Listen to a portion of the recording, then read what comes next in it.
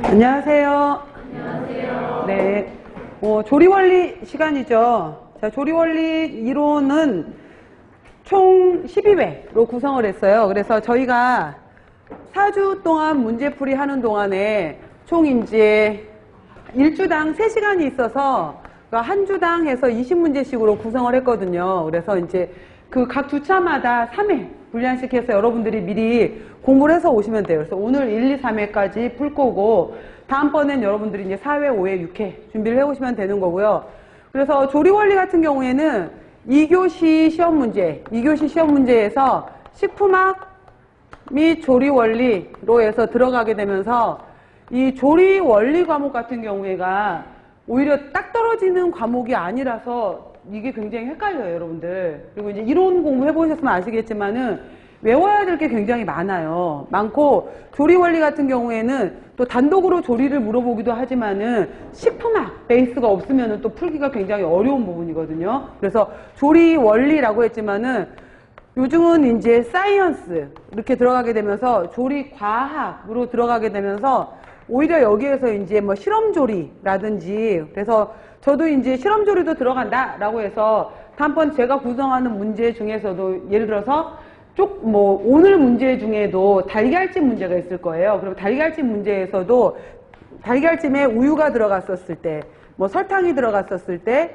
소금이 들어갔었을 때 이것이 어떻게 되겠느냐, 뭐 여러분 실험조리 그 과목 중에서 있었으면은 그런 식의 문제로 해서 실험조리도 들어가게 되고요.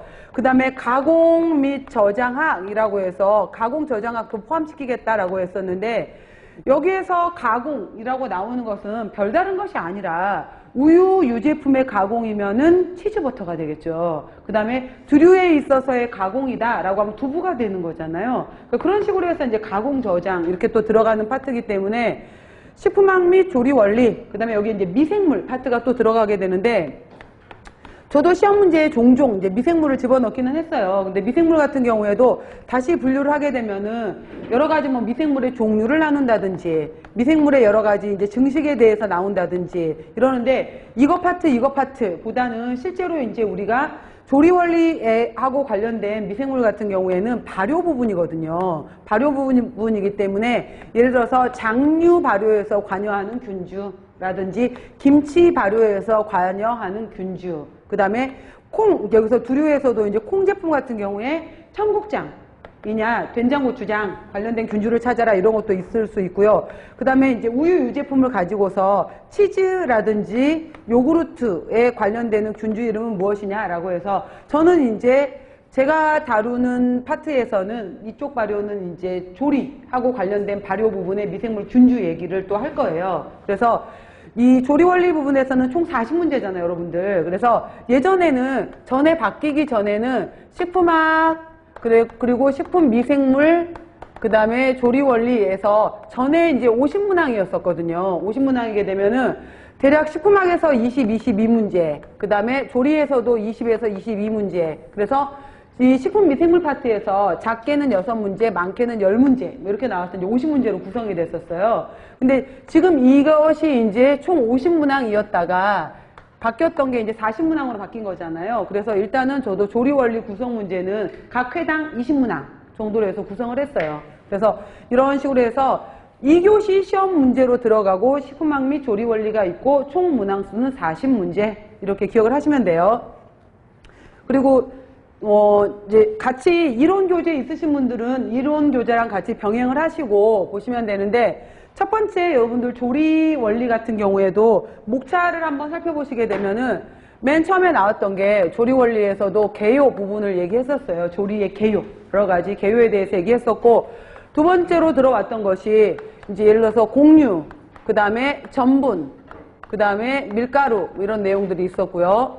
그 다음에 탄수화물류에 해당이 되는 것들이 쭉 있었어요. 그래서 서류 부분이 있었다든지 당류, 그래서 이제 두 번째 크게 들어오게 되면은 공유, 전분, 밀가루, 서류, 당류, 주로 탄수화물이 많은 것들이죠. 그 다음 들어가게 되면은 이제 크게 봤었을 때는 육류, 그 다음에 어류, 그죠? 그 다음에 난류, 그 다음에 우유 유제품이 있고, 그 다음에 콩, 제품으로 보게 되면서 두류를 또 여기로 같이 넣을 수가 있어요. 큰 분류, 주로 이제 단백질을 많이 구성하고 있는 것들에 해당이 되겠죠.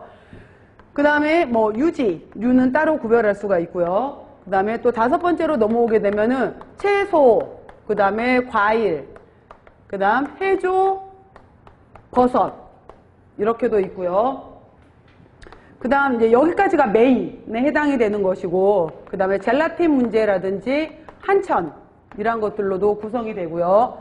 이제 그 밖으로 구성되는 것들에 기타로 들어가게 되면은 쭉 들어가게 되면서 이제 뭐 조미료, 그 다음에 향신료, 뭐 그 다음에 음료 뭐 이런 식으로 해서 이제 쭉 구성이 되거든요. 이렇게 해서 조리 부분은 이런 식의 내용들이 들어가게 돼요. 그래서 오늘 이제 이렇게 전체적인 문제 구성에 있어서 개요 부분으로 들어가게 되면은 주로 많이 나왔던 단어가 계량은 어떤 식으로 할래? 그러니까 사이언스, 뭐 대충이 아니잖아요. 대충이 아니라